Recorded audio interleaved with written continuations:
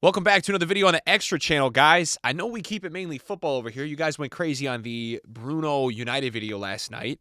But this is also kind of my channel where I just chuck videos that I feel like it works, bro. So we've got our main man, Foot FC GG, dude. This guy's got 5K subs. So after this video, guys, go show him some love. He puts a lot of time into these videos, and I like reacting to them. You guys like the last two.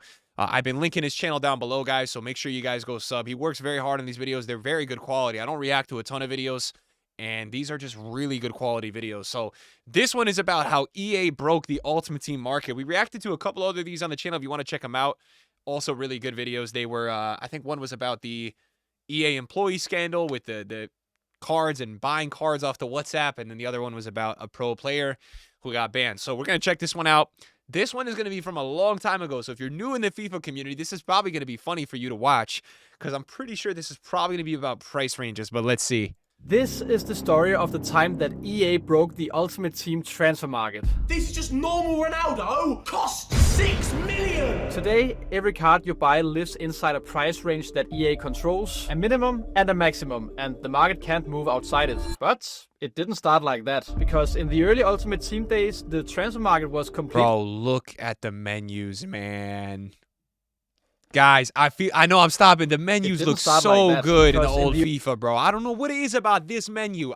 Man, so good. Early Ultimate Team days, the transfer market was completely free. No limits, just players deciding what things were worth. Which, of course, raises the question, why did they change it? Because in the middle of FIFA 15, EA hit the panic button and basically hardcapped the entire market overnight. So this is the story of why and how it changed Ultimate Team for good. If you roll the clock back to the very early FIFA Ultimate Team years, the whole game mode was surprisingly simple compared to what it is today. Armageddon is faster and better.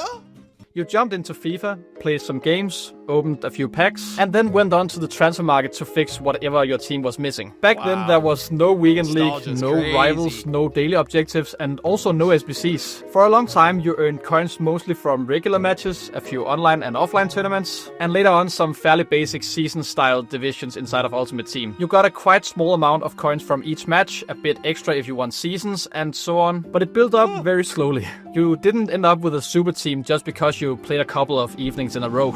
Unless you opened packs, because packs were already what they are known for today. You opened one and hope for the best. Most of the time you saw players you'd quick sell, sometimes you'd hit someone you could actually use, and once in a while someone in your friend group packed something crazy and everyone talked about it.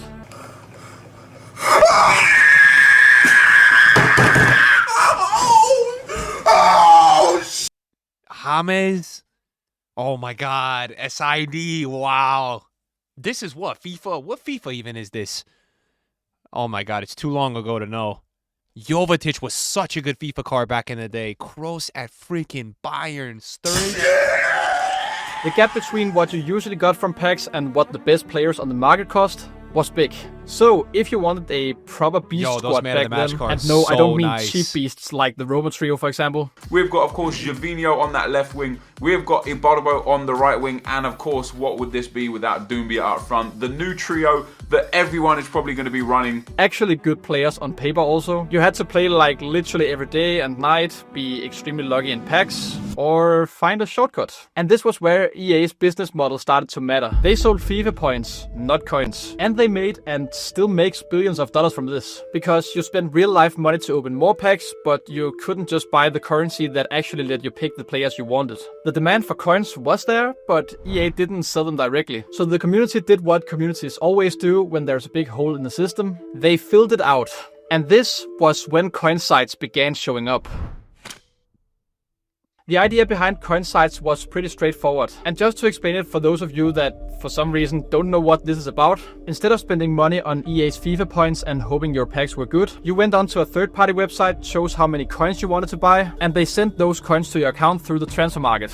And it usually worked like this. The buyer listed a random bronze card for 5 million coins or something, and then the coin site bought it. Officially, EA didn't of course support any of this. On their own help pages, they spelled out quite clear. You can earn coins in EA's FC Ultimate Team by playing matches or selling items on the transfer market, but you can't purchase coins. Buying coins from a third party or promoting coin buying and distribution is against our rules. As you can see, EA warned that buying coins from third parties or helping them to move around broke the rules and could lead to coin wipes, suspensions, or even full account bans. In theory, that should have been enough to scare most people off. In reality, it didn't. Because if you were around back then and also watched FIFA YouTube, you know what that era looked like. If you want coins. For Ultimate Team coins, check out thefootshop.com. Their link is in the description below. For cheap, reliable coins, be sure to check out UT Coin Traders in the link below. If you'd like some very cheap and very reliable coins, Check out onefifa.com in the description. Use the link 5 to get 5% discount. To MMOGA in the description. For FIFA coins. The Momo one. It wasn't something you Guys, also, you know, there's been people that have said that, like, back in the day, the top 5, top 10 YouTubers were getting 100K a month to promote the coins. 100K a month, guys. I heard that is like some of the top end, how much people were making. It's crazy how much money that industry had. I think nowadays, if you see a top YouTuber promoting coins, from what I have heard, the most, which is still a ton, is I think 30 or 35, 40 grand. I think that's now what it is, which is still a ton. But I think on average, it's a lot lower. Whereas, like, I think you even had average channels back in the day doing 20, 15, 25. Those channels probably doing 2, 3, 4 now. It was so popular back then. Wow. had to dig around to find. It felt like almost every big creator had a coin sponsor back then. Probably because it actually was like that. So you ended up with a kind of strange split. Because on paper, EA called coin buying for cheating. On the other hand, for a lot of players, it was something they saw advertised in almost every YouTube video they watched at the time. And the sale of coins played a big part of the economy back then. Because just like in the real world, when more money is printed, the prices on items rise. Meaning if you actually didn't buy coins back then, you were basically fucked. And just to give an idea of how cheap coins actually were, I remember that one of my friends bought 1 million coins for around $50 back in FIFA 14. Also, one system that also played a big role in all of this was something that had been in the game for a while. Trade offers. If you played back then, you probably remember it. Instead of just listing a player on the open market, you could send them directly to another account and ask for a specific player in return, or coins. And for regular FIFA players, this was genuinely useful. You could, for example, play wagers with your friends, put an actual player on the line, and send it directly. I will extend this offer. So on its own, it wasn't some shady mechanic. It was just another way to move players around. But of course, in the middle of the content with this, I mean, if we still had something like this with wagers, would be so good, man. Growing coin market, trade offers also quietly became the perfect tool for the wrong people. Both coin sellers and account thieves could use it to move stolen players and huge amount of value between accounts. And eventually EA decided that they had seen enough of trade offers. When they removed the feature going into FIFA 15, they didn't really soften the message. In a forum post at the time, they wrote, "We'll be removing trade offers from FIFA 15 Ultimate Team. Although some honest players used this feature to trade with friends, it became one of the methods used by coin sellers to sell and move coins. Account fishers also abused trade offers by moving stolen players and coins after wrongfully gaining access to unsuspecting FUT player accounts. It was a tough decision, but this is the right step towards improving security, showing cheaters the red card, and keeping FUT safe for all FIFA fans. And that was the first clear sign of where everything was heading. The economy around Ultimate Team had become messy enough that EA were willing to remove entire features just to regain some control. But even with trade offers gone, the coin market didn't disappear. I mean, you could still buy bronze cards for exceptionally high amounts of coins. By this point, EA had tried the lighter stuff. They warned people, ran a few ban waves for ordinary people, of course not the content creators. They also took out trade offers and tightened account security, but the basic setup stayed the same. You could list cards for whatever the market would pay, and the coins kept flowing through that system. But that changed in March 2015. Right in the middle of FIFA 15, EA pushed an update to Ultimate Team that added something completely new to the transfer market: price ranges. Overnight, every player item had a minimum price and a maximum price. If a card's range was 50k to 200k, that was it. Even if everyone knew it would sell instantly at 400k, you couldn't list it for that amount. In an official article, EA presented this as a feature to help the market, not kill it. Starting today, we are introducing an important new feature to the FIFA Ultimate Team's transfer market, called price ranges. Once this feature has been activated, all FUT items, players, informs, consumables and club items in FIFA Ultimate Team will have a price range that sets the highest and lowest coin prices that each item can be sold for on the transfer market.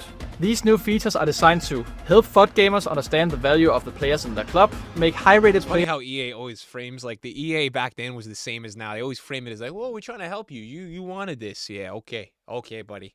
more attainable for all FUT gamers and ensure a level of playing field, and further restrict illegitimate coin transfers on the transfer market. So on paper, it was about fairness and clarity, but in practice, it felt like EA just put a lid on the whole economy, because the timing actually mattered here. This didn't arrive on day one of a new game where everything just started from scratch. Traders had already spent months investing in cards. People had built teams around certain prices, and then the rules changed mid-cycle. If a popular card had a max price that was set too low, it basically disappeared. That was the classic extinct problem people remember from FIFA 15. On the other side, some cards also fell stuck. The range didn't really match what the community thought that some cards were worth, but at the same time you couldn't list below the minimum, so they were basically unsellable. Prices just sat there until EA decided to adjust them. Today, price ranges... We play such a different game. Like, look at like Silver Abate with a price range of 100K, because that's how good some Silvers used to be. It's just such a different era that we're in right now. That is mad to see. The last silver I can remember this sold for that much was Cristiano from, like, what was that? FIFA, I feel like that was maybe FIFA 18? That most people barely think about them. Back in FIFA 15, it didn't feel like that. The ranges came in tight, the updates felt slower. So when EA said that price ranges were there to give a fair understanding of value and keep the market healthy, most players understood the other part too. That coins and third-party markets had got so big that EA were now again willing to change how every single card in Ultimate Team could be priced. In the middle of a game, just to get control back. As I said, nowadays price ranges are just a part of how Ultimate Team works. Yeah. They are still there on every single card, but EA adjusts them so often that most people barely notice unless a card goes extinct for days. And the most recent example of this from FC26 I can remember was when Claudia Pina went extinct for days after people found out about her. Her max price was at only 10k coins, and sniping her on the market was basically impossible, until EA bumped up her price. But yeah, at the same time, a lot of power in your club doesn't even touch the transfer market anymore. Rivals, champs, objectives, SBCs, evolutions. A huge part of the good stuff you actually get is untradeable. It's a long way from those early years where players decided the prices and coins flew around with almost no rules. So the big question is, was it worth it? Did EA save Ultimate Team with this change, or just their own income? Let us know down in the comments. What a beast, man. Love this guy's videos. Yeah, man, I mean, it's one of those where I feel like EA over the years, this is what they do, boys. They try to control everything. Now, to be fair, I would say that EA over the years has gotten a lot better with price ranges. They will update them like almost every other day now. Even a couple years ago, they would sometimes not update ranges for 3 weeks. So if they had this type of system going on back in FIFA 15, it would have been a lot more well-received. But the community was in an absolute meltdown when this happened back then. I remember people were losing their minds, bro. And I was just kind of on the base side of Twitter, but people were not happy with this change. So I think it would have been different if they had the level of focus they have into kind of making the market a healthy ecosystem now if they did this in 15. But another react, guys. Please go sub to this guy's channel. His content's amazing. See you next time.